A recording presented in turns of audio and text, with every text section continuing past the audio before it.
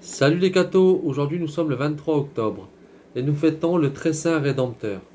Cette fête rappelle le touchant mystère de la rédemption, c'est-à-dire du rachat de nos âmes perdues et défigurées par le péché, mais restituées dans la ressemblance et l'amitié divine grâce à la substitution que le Verbe éternel a voulu faire de lui-même comme victime d'expiation. En décrétant l'incarnation opérée par la vertu de l'Esprit Saint, Dieu, le Père, a agréé l'holocauste parfait de son divin Fils, lui permettant de venir souffrir comme homme à notre place.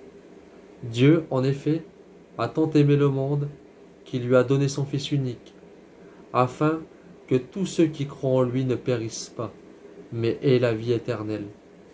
Car Dieu n'a pas envoyé son Fils dans le monde pour juger le monde, mais pour que le monde soit sauvé par lui. Car c'est en lui, par son sang, que nous trouvons la rédemption, la rémission de nos fautes. L'homme-Dieu nous a rachetés en nous tirant d'un double abîme. Le premier fut creusé par le péché d'Adam, qui nous avait ravi tous nos droits au ciel. Le second, plus affreux et plus profond, est creusé par nos fautes personnelles. Mais la miséricorde divine s'est avérée plus grande que notre malice et notre perfidie, car, par ses souffrances et par sa mort, le Sauveur nous a réintégrés dans nos droits au paradis et à la possession éternelle de Dieu. Tant que nous commettons le péché, son sang est toujours prêt à nous purifier et à nous racheter, de sorte que nous trouvons plus en Jésus Rédempteur que nous n'avions perdu en Adam. La grâce nous apporte plus de bien que le péché ne nous a causé de maux. L'Église a donc bien raison de s'écrier en parlant du péché de notre premier Père. Ô heureuse faute, laquelle nous a valu un Rédempteur qui obtient grâce pour toutes nos fautes. Par sa rédemption, le Fils de Dieu ne nous mérite pas seulement le pardon de nos fautes, mais il nous mérite aussi toutes les grâces qui font les saints, comme les bonnes pensées, les pieux plaisirs, les grâces des sacrements et de tous les moyens de salut largement dispensés par la Sainte Église.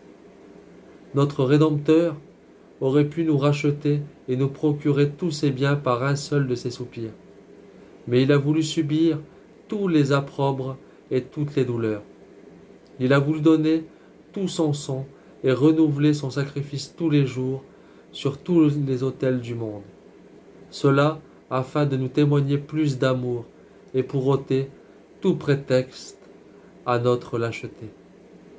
De même que Moïse a élevé le serpent au désert, ainsi faut-il que le Fils de l'homme soit élevé, afin que quiconque croit en lui ne périsse point, mais ait la vie éternelle. Comme ceux qui regardaient le serpent d'Arin ne mourraient pas de la morsure des serpents, mais en étaient guéris, ceux qui considèrent le crucifié par leur foi sont guéris des blessures du péché. Voilà en quoi la figure diffère de la réalité. Jésus-Christ, explique saint Augustin, est descendu du ciel, et il est mort, et par sa mort elle-même, il nous a délivrés de la mort.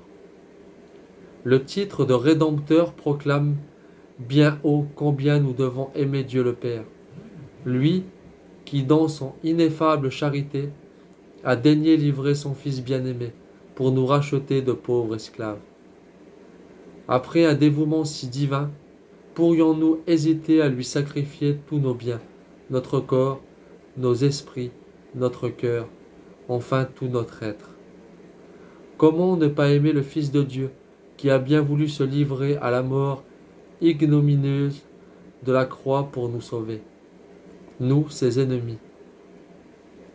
Si nous nous devons tout entier à lui comme créature, que ne lui devons-nous pas comme rachetés? Il ne lui a coûté qu'une parole pour créer l'univers. Mais que de courses, que de travaux, que de sueur, que de fatigue, que d'humiliation, que de supplices pour nous racheter. Ne rendons pas ses souffrances et sa mort inutiles, mais soyons dociles à ses commandements.